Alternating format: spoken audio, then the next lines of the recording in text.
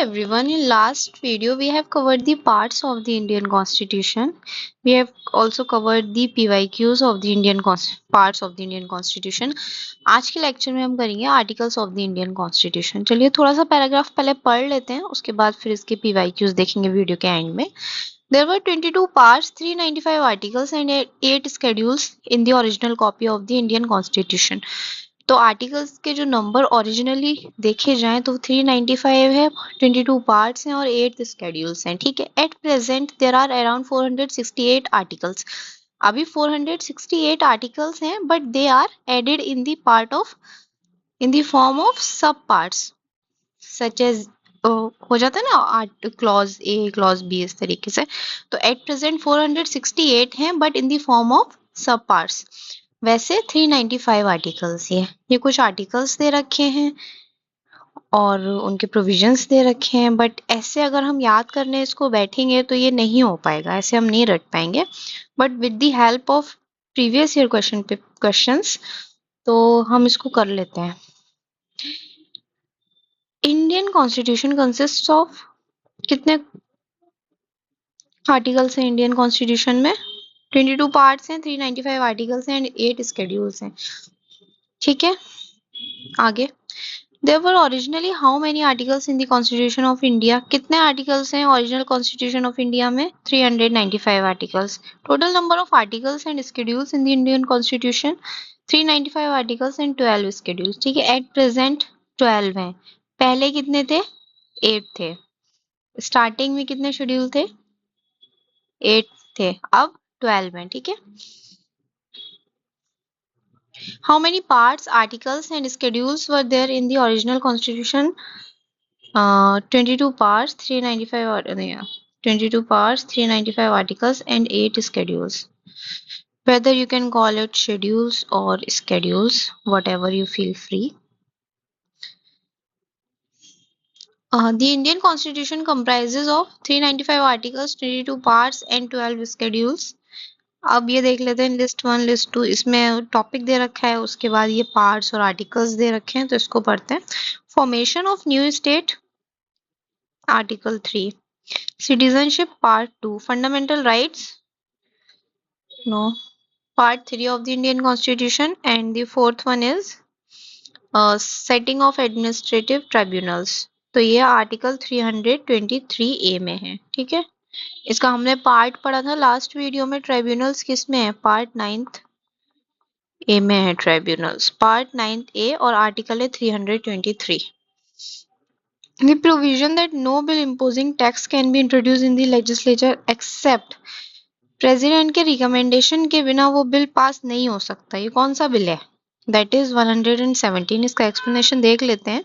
Special provision as to financial bills are made. ठीक है, अब बिल ऐसा बिल और अमेंडमेंट जिसमें प्रोविजन हो regarding the imposition, abolition, रेमिशन, alteration, regulation of any tax. ठीक है, किसी बिल में या अमेंडमेंट में अगर ये प्रोविजन है regarding remission, alteration, imposition, abolition of tax shall not be introduced or moved except the recommendation of the president. President के recommendation के बिना वो move नहीं होगा। ठीक है, that is in the article 117. Special provision अभी ऊपर पढ़ा है, that is also article 117. Which of the following articles of the Indian Constitution provide all India services? Article 312.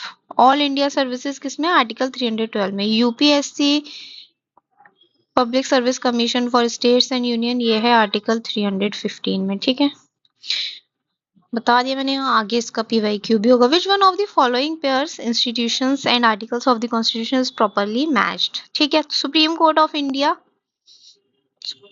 कौन सा प्रॉपर्ली मैच्ड है? नहीं, ये गलत है। Supreme court of India article 124 में है। इलेक्शन कमीशन ऑफ इंडिया, ये सही है, article 324। Union public service commission, अभी मैंने ऊपर बताया आर्टिकल 315, तो ये भी गलत हो जाएगा। Attorney general, that is article 76। ठीक है, देख लेते हैं और बी है, एक्सप्लेनेशन में देख लेते हैं। Supreme court article 124, I might be wrong, इसलिए हम कंफर्म कर लेते हैं, बिकॉज आर्टिकल रिमेम्बर करना थोड़ा सा आपकी तसल्ली के लिए। Union and for the states Public Service Commission Union for the states, that is Article 315. Attorney General, Article 76. And article 351 इसमें ये दे रखा है, तो आर्टिकल 351 है किससे related? Directives of the development of Hindi language, ठीक है, Hindi language, article 351. Okay, which one of the following is not पर फोकस करना है हमें, नॉट करेक्टली मैच्ड. तो article 39A equal justice and free legal aid, article 14 organisation of village panchayat, C article 44 union civil code, ये भी सही, uniform civil code, ये भी सही है. Article 48 separation of judiciary from executive, नहीं, ये आर्टिकल 48 का पार्ट नहीं है. आंसर इसका है डी. तो separation of judiciary is given in the article 50, ठीक है. आर्टिकल 48 क्या है? Animal husbandry and agriculture. Okay, which of the following, okay, match the following, like, ठीक है. Article 124 union judiciary, 5 citizenship, 352 emergency provision, article 245 distribution of legislative powers. तो ये सारे ही सही हैं. तो ए का 1, बी का 2, सी का 3 एंड डी का 4, ठीक है. Distribution of legislative powers. Next is article 14 right to equality, article 36 DPSP, article 74 council of ministers, article 368, that is very simple amendment procedure. Okay, moving towards the next question, that is to admit new state by law, right to equality. ये पहले easy easy match कर लेते हैं, फिर उसके बाद हम आराम से कर पाते हैं. ऐसा नहीं होता कि हमें सारे ही आर्टिकल्स फ्रेंड्स लर्न करने पड़ते हैं. कभी कभार ऐसा होता है कि कुछ नहीं भी पता होता, बट उसमें जो और गिवन होते हैं ना, वो हमें पता होते हैं, तो इसके थ्रू हमारा आंसर आ जाता है. Right to equality, article 14 sorry, to admit a new state, that is article 2, सभी को पता होगा. Protection against arrest and detention, article 22. Power of the president to assent the bill, that is article 3. अब ये शायद से किसी को ना पता हो, मतलब कभी होता है हम नहीं रिटेन कर पाते, but when the option is given here, article 111, तो ये भी हमें नहीं पता होगा जब ये नहीं पता होगा, तो और ये सारे पता हैं, तो हम उस मैच करके फिर हमें वो ऑप्शन में आंसर मिल ही जाता है, ठीक है. तो इसका answer is B. Match the following, same वही आगे. Election of the president of India, article 54. Appointment of the prime minister and cabinet, article 75. Appointment of chief minister and council of states, ये किसमें आएगा? और composition of the legislative assemblies, तो इसका भी यही मैच द फॉलोइंग दे रखा है. अब देखते हैं इसको. तो आर्टिकल वो election of the president of India, that is A. First A को हम फर्स्ट से मैच कर देते हैं इधर, तो उसमें दो ऑप्शन दे रखे हैं, ठीक है. अब सिर्फ एक का इसमें कंफ्यूजन रहेगा लास्ट में. Appointment of prime minister and cabinet, that is article 75. अब appointment of governor of state, ये कौन सा आर्टिकल? दैट इज आर्टिकल 164, ठीक है. तो बचा हुआ आर्टिकल 155. ये क्वेश्चन आए यूपी पीसीएस मेंस में भी, लोअर यूपी लोअर सबऑर्डिनेट में भी आया है 2002 में, और ये आईएएस प्री में भी आया है 2001 में. तो इससे हमें हेल्प मिल जाती है क्वेश्चन किस तरीके से फ्रेम होता है in the examination. Okay, now moving towards the next question, that is article 61, impeachment of the president. As we all know, this is very popular topic, you can say, ये याद हो ही जाता है. आर्टिकल 67 क्लॉज भी ये है आपका, removal of vice president. B का 3 हो जाएगा, तो बी का 3 तो एक ही में है ना, तो ये मिल गया हमें आंसर. देखिए, article 61 procedure of the impeachment, article 67 clause B removal of the vice president, UPPCS pre 2020 का क्वेश्चन है. Article 94 removal of the speaker, article 90 removal of the deputy chairman of Rajya Sabha.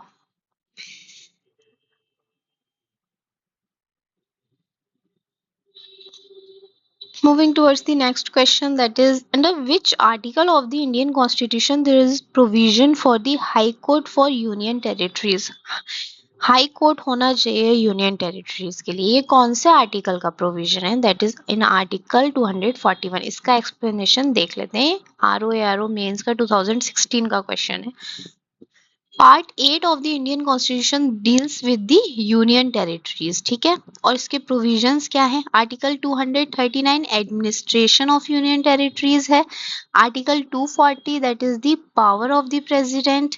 Article 241 high courts for the union territories.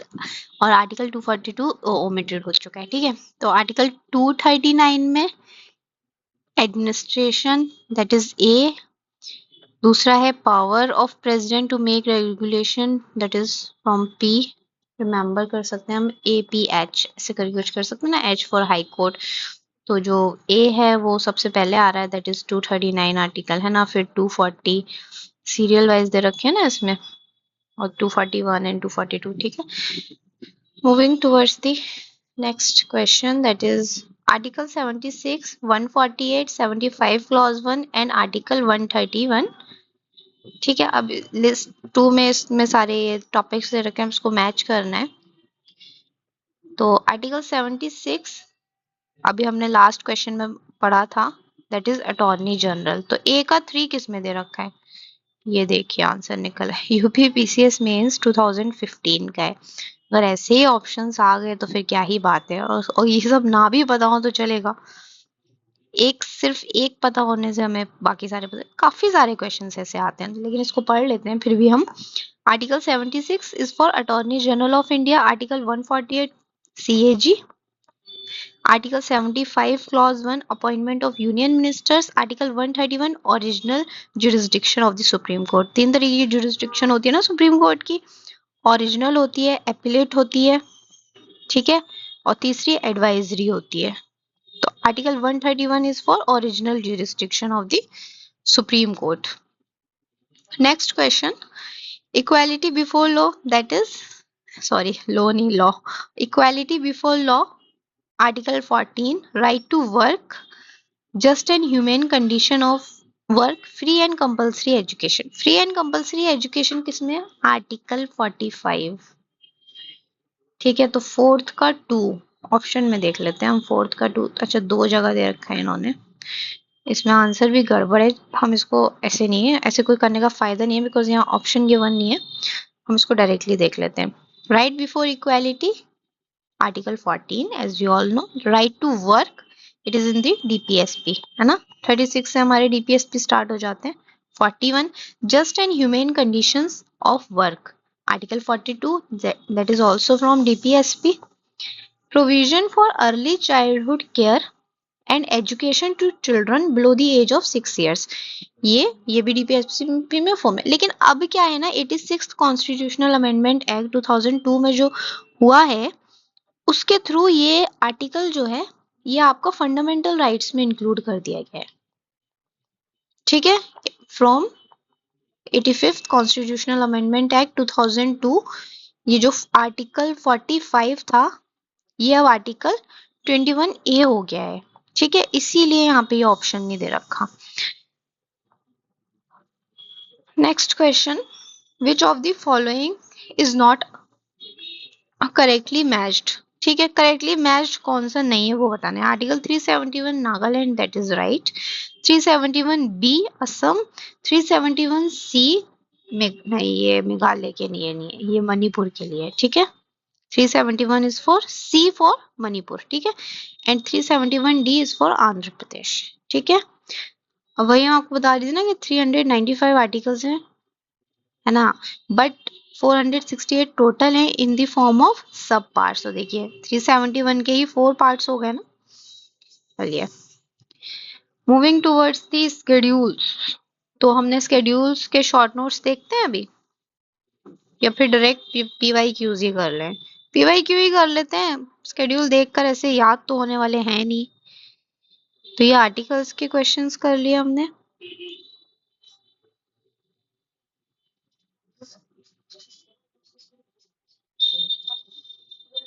अब हम कर लेते हैं schedules के PYQs, ठीक है।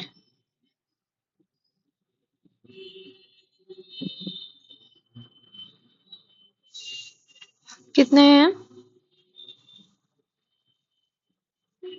काफी सारे हैं, चलिए देखते हैं। Question number 1, Indian constitution has 12 schedules. Total number of schedules 12। ठीक है, पहले 8 थे, फिर 4 ऐड हुए, फिर उसके बाद 9th schedule was added by first constitutional amendment act, ये 10th शेड्यूल ऐड हुआ बाय 52nd अमेंडमेंट एक्ट, तो ये भी देख लेते हैं। फिर उसके बाद 10th शेड्यूल में क्या दे रखा है? Provision of disqualification on the ground of defection. फिर 11th शेड्यूल ऐड हुआ, that is from 73rd amendment act, ये म्यूनिसिपैलिटीज और पंचायत का है, 11th एंड 12th। तो ऐसे टोटल 12th शेड्यूल्स, ठीक है, schedules और schedules, whatever you feel free to pronounce.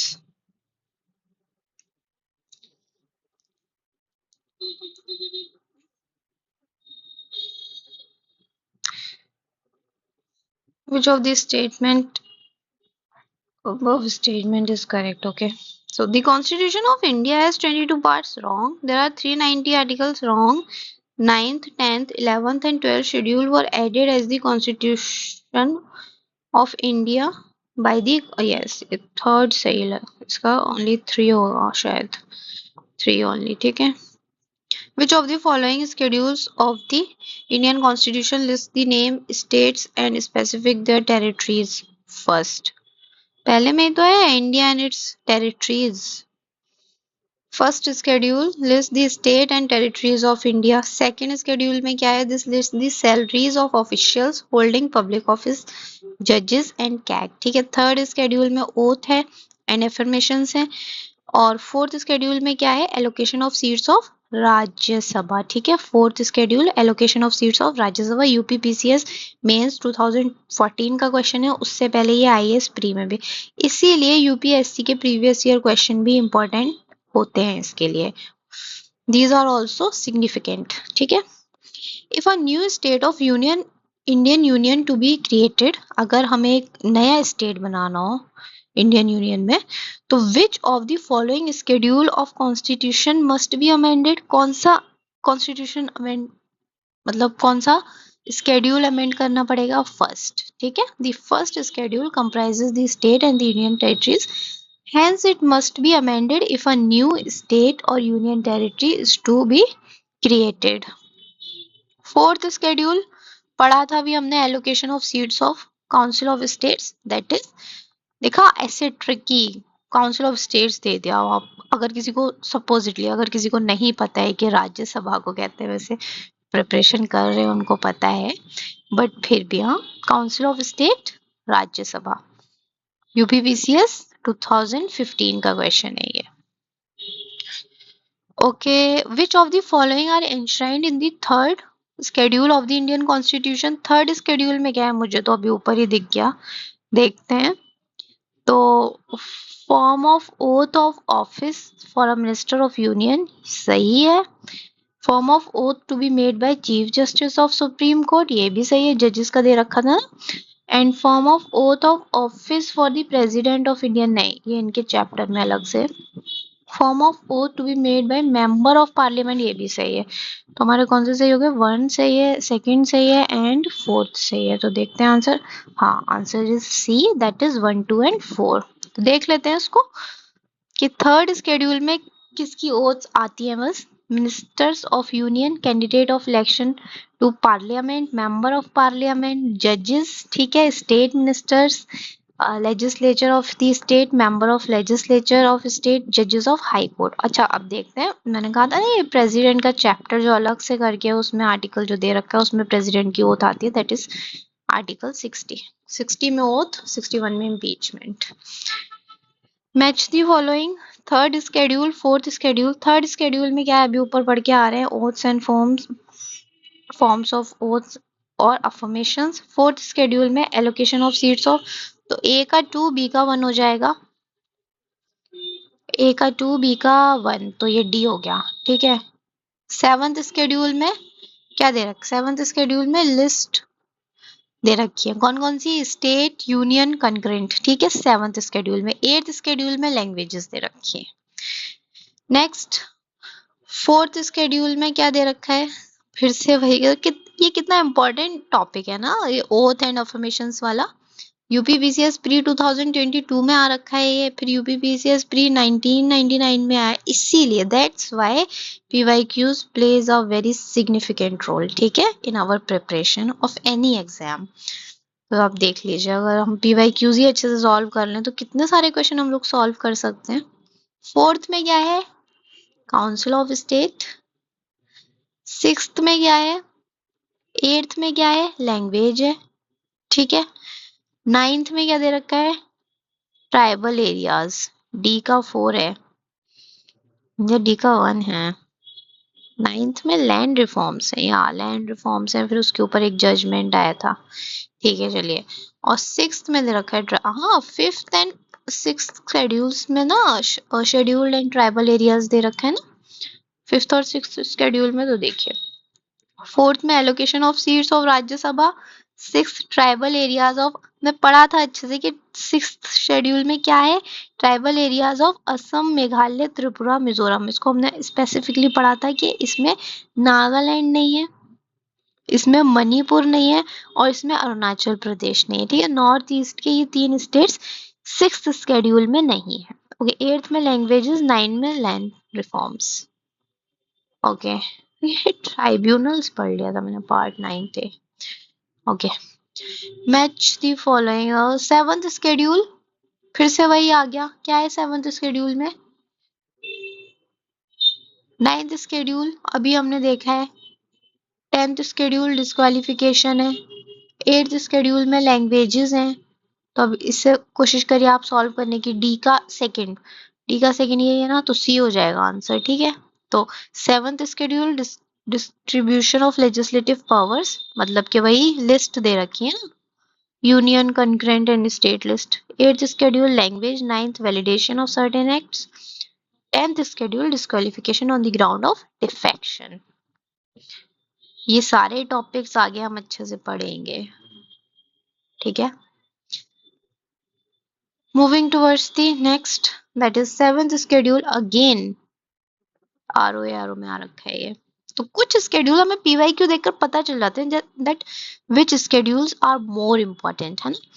तो सेवेंथ शेड्यूल में क्या दे रखा है, union, state and concurrent. Eighth में लैंग्वेज, नाइन्थ में validation of certain acts, tenth में disqualification.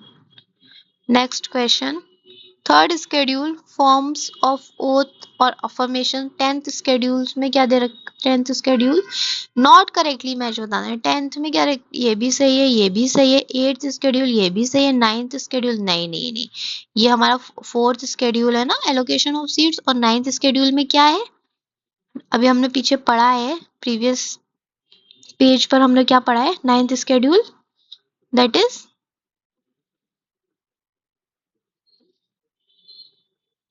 Validation of certain acts.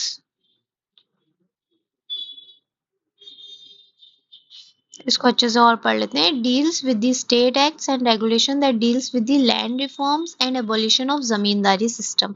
It also deals with the acts and regulation of parliament dealing with other matter. अब ये पढ़ लीजिए, first constitutional amendment act आया था 1951 में, इसने नाइन्थ शेड्यूल को ऐड किया था टू प्रोटेक्ट, क्या प्रोटेक्ट करने के लिए, judicial scrutiny on the ground of violation of fundamental rights, ठीक है। जुडिशियल रिव्यूज ने क्या कर दिया था, इस स्केड्यूल में जो सब्जेक्ट्स हैं that is immune from judicial review, उन पर जुडिशरी रिव्यू नहीं कर सकती, बट इसको भी आगे देखेंगे और अच्छे से, क्योंकि ये प्रोविजन भी आगे जाकर चेंज कर दिया गया था। The ninth schedule was introduced in the constitution during the prime ministership of first amendment act था 1951 को। कौन होगा प्राइम मिनिस्टर इस time, Jawaharlal Nehru obviously. Okay, to give constitutional protection state and land reforms, अभी हमने ऊपर पढ़ा just, ninth schedule. Okay, parliament of India can place a particular law in the 9th schedule of the Indian constitution. ठीक है, the validity, second is the validity of a law placed in the 9th schedule can not B examined by any court and no judgement can be made on it. अब देखिए, ये 2018 में आया है pre का, तो पहला तो क्वेश्चन सही है।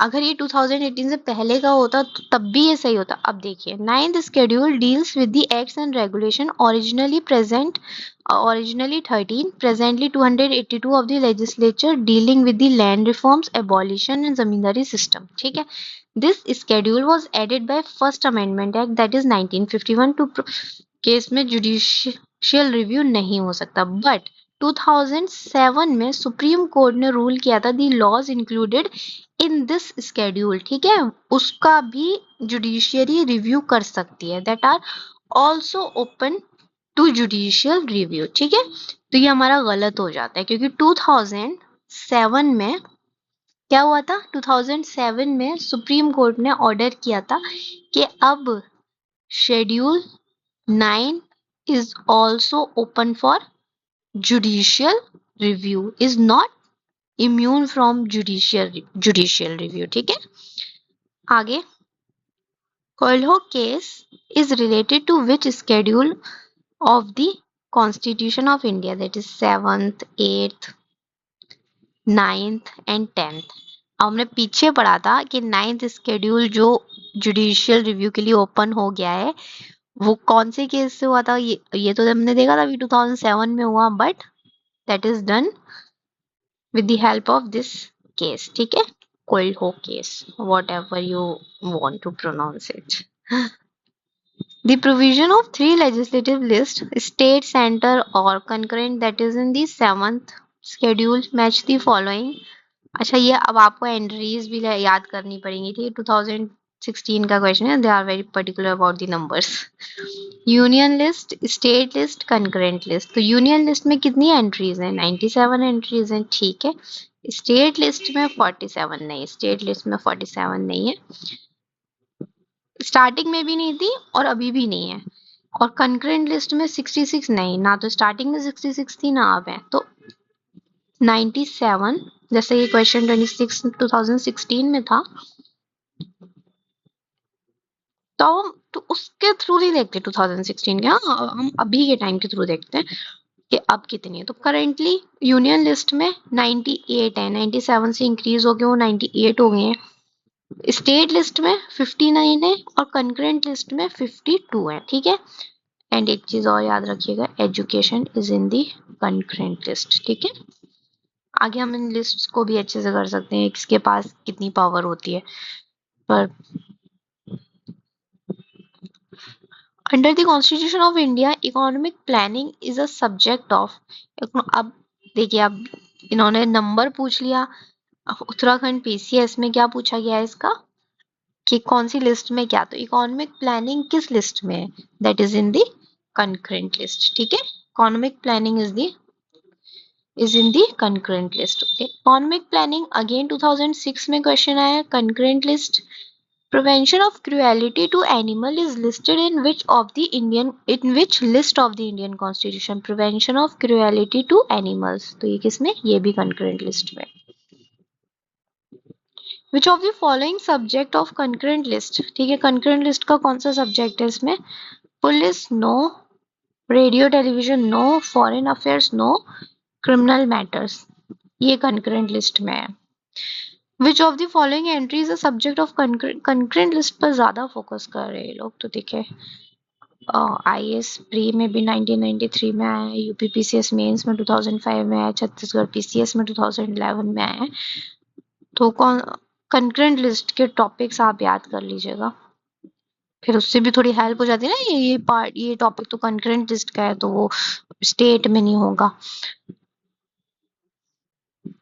ओके, तो आप खुद 2 एंट्रीज याद करनी पड़ेंगी, स्टेट की, स्टेट में कम है स्टेट कर लीजिए, और कंकरेंट में कम है कंकरेंट कर लीजिए, बाकी जो बचते हैं टॉपिक्स वो सारे यूनियन में ही होंगे, ऑब्वियस सी बात है। तो आपको 2 लिस्ट तो याद करनी पड़ेंगी। तो इसमें से कौन सा कंकरेंट लिस्ट में है, population control and family planning, that is in the concurrent list. Okay, not correctly matched, ठीक है, करेक्टली मैच्ड कौन सा नहीं है? Public health and sanitation state list में है, true. Census union list, true.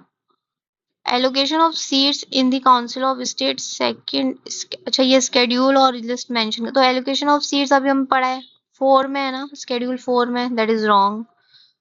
Second schedule में क्या है? कंकरेंट वो नहीं है ना, एलोकेशन ऑफ सीट्स तो 4th में है ना। एंटी डिफेक्शन 10th, करेक्ट, तो इसमें कौन सा रॉन्ग है? C. Which of the following subject lies in the concurrent list? Again concurrent list, कौन सा? एजुकेशन। अभी मैंने क्वेश्चन किया था आपसे, आगे देखिए, एजुकेशन किस में है? कंकरेंट लिस्ट में, याद रखिएगा, इंपॉर्टेंट टॉपिक है। Education which was initially a state subject और ये ट्रांसफर किया गया था कंकरेंट लिस्ट में, कौन से अमेंडमेंट एक्ट के through? That is from 42nd amendment act, ठीक है। By which constitution amendment act of the Constitution of India forests were transferred from the state list to concurrent? Forest को भी state से concurrent में transfer किया था, ये भी 42nd अमेंडमेंट एक्ट के थ्रू हुआ था, और एजुकेशन को भी ट्रांसफर 42nd अमेंडमेंट एक्ट के थ्रू किया था। विच of the following given subject is not correctly matched? कौन सा करेक्टली मैच्ड नहीं है? ठीक है, कंकरेंट है, यस। स्टॉक एक्सचेंज, नहीं, ये नहीं, गलत। स्टॉक एक्सचेंज यूनियन सब्जेक्ट है।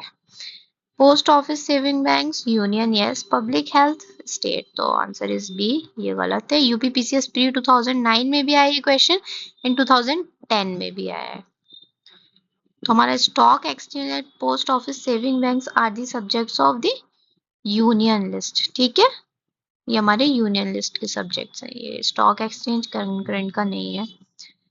दूसरा, police and public order, space research, census, population control and family planning, तो यूनियन लिस्ट में पुलिस नहीं है, और space union list centre union list का है, ठीक है। Police and public order state list का है। कंकरेंट लिस्ट में हमारा आ जाएगा फैमिली प्लानिंग। अब क्या बचा? स्पेस रिसर्च, ये रेजिडुअरी सब्जेक्ट है। रेजिडुअरी पावर्स किसके पास है? पार्लियामेंट, ठीक है।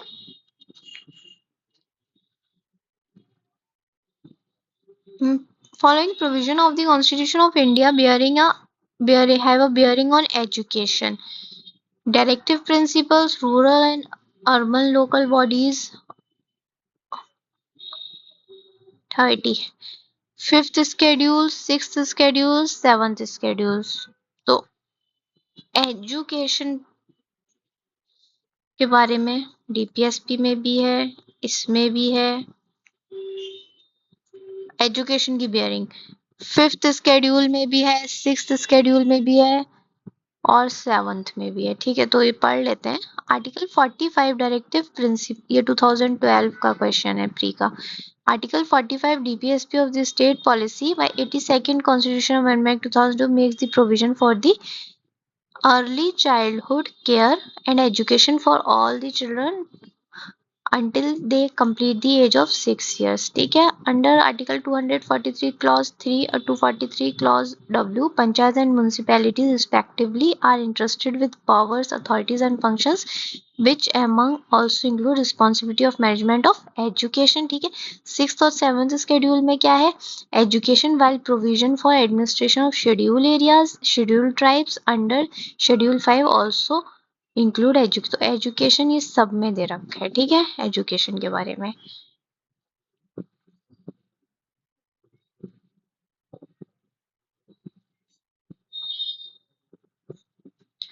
Constitutions 10th schedule, anti defection law, ठीक है।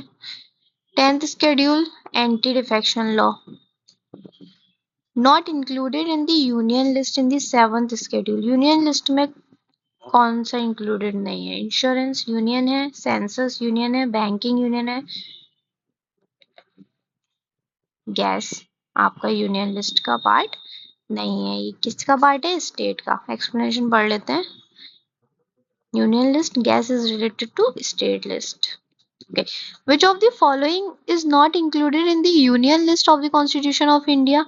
डिफेंस तो यूनियन का भी है, रेलवेज भी यूनियन का है, फॉरेन अफेयर्स भी यूनियन का है, agriculture is not union list, is in not in the union list. ये किसमें? स्टेट लिस्ट में है एग्रीकल्चर, ठीक है। तो ये यूनियन लिस्ट का हो गया, एग्रीकल्चर स्टेट लिस्ट का सब्जेक्ट है। ओके, यूबीबीसीएस प्री 1997 में included in the state list under 7th schedule which of the following. ठीक है, स्टेट लिस्ट में कौन सा, रेलवे पुलिस। ठीक है, रेलवे पुलिस जो है वो आपका स्टेट लिस्ट में आता है। Education, electricity, forest are the subject of the concurrent list while railway police is the subject of state list. ठीक है, ये तीनों सब्जेक्ट्स आपके किसके, कंकरेंट लिस्ट के। ये रेलवे पुलिस जो है, पुलिस मत समझिए अब, रेलवे पुलिस। ठीक है, ये आपका स्टेट लिस्ट में। Which of the following is in the state list, state list में कौन सा है, रेलवे पुलिस। ठीक है, the railway is a subject of union list. तो देखिए खाली रेलवे जो होता है खाली होता, तो वही मैंने भी कहा था, जो खाली ये रेलवे पुलिस है, railway police that is in the state subject list. ठीक है, अगर यहाँ पे सिर्फ रेलवे होता तो रेलवे तो यूनियन लिस्ट का है ना, but railway police is the subject of state list. Corporate tax, census are under the union list but the economic and social planning is the subject of concurrent list.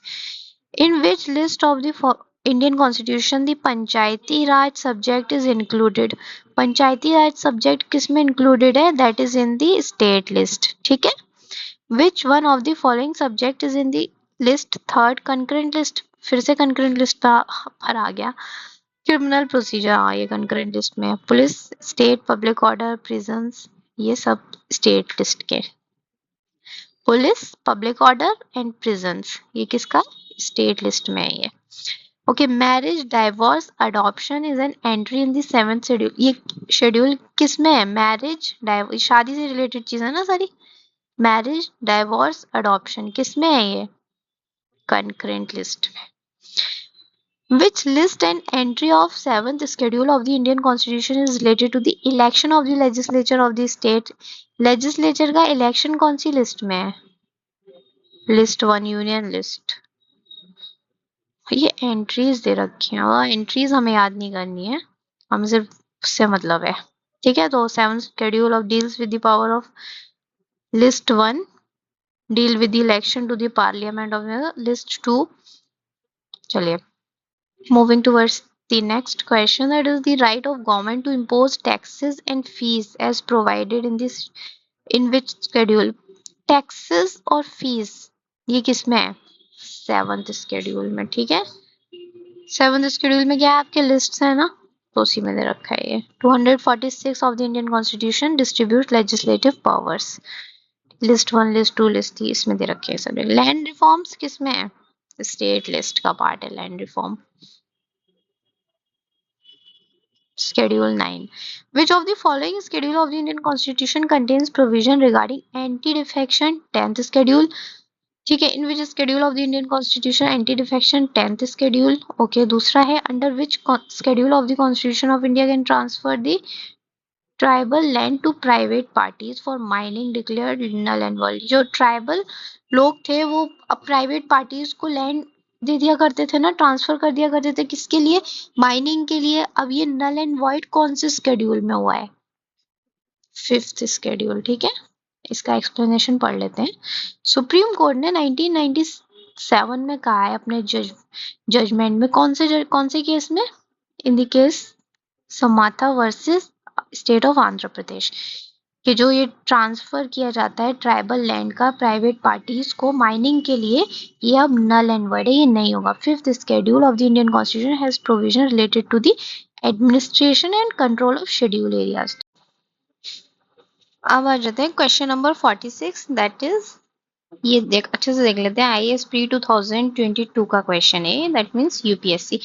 Okay, if a particular area is brought under the 5th schedule of the Indian Constitution of India, which one of the best statement best reflects the consequence of it। ठीक है, तो this would prevent the transfer of land of tribal people to non-tribal। अभी हमने पुराने question में क्या पढ़ा, यही पढ़ाना हमने, transfer of tribal land to private parties for mining be declared null and void, ये है ना। कौन से शेड्यूल का है, 5th शेड्यूल का, हमने ये पढ़ा। सेम वही क्वेश्चन देखिए, ये क्वेश्चन कब पूछा गया है, प्री 2019 में पूछा गया, लैंग्वेज चेंज करके इसको यहाँ पूछ लिया गया है, तो इसका आंसर क्या होगा, that is A. Okay, fifth schedule deals with the governance and protection of interest of a specific group of schedule caste. ठीक है, schedule tribe, sorry.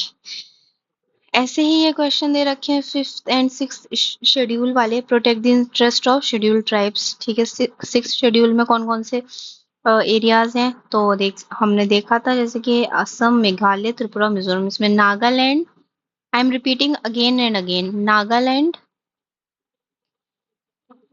Manipur and Arunachal Pradesh is not included in the sixth schedule. ठीक है, हाँ रहते हैं. अच्छा ठीक है, और कोई भी एरिया शेड्यूल्ड है, ये कौन डिसाइड करता है, ये नोटिफाई कौन करता है, president. State with scheduled areas need to constitute a, ये एक एडवाइजरी काउंसिल चाहिए होता है इसको कॉन्स्टिट्यूट करने के लिए. ठीक है, ये क्वेश्चन है आर ओ का. आगे चलते हैं. Second last question is the 11th schedule of the Indian constitution is related to which of the following. ठीक है, 11th शेड्यूल कौन सा है, पंचायती राज. 12th कौन सा है, म्यूनिसिपैलिटीज. ठीक है, how many items are there in the 11th schedule of the constitution of India, that is 29. ठीक है, okay, so we are completed with this. अब नेक्स्ट चैप्टर है, that is the preamble. This is very significant topic for your examination point of view. तो इसको हम next lecture में cover करेंगे, इसको पूरा अच्छे से देखेंगे, इससे रिगार्डिंग पीवाईक्यूज भी देखेंगे, तो बहुत अच्छे तरीके से प्रीएम्बल को समझेंगे नेक्स्ट वीडियो में. और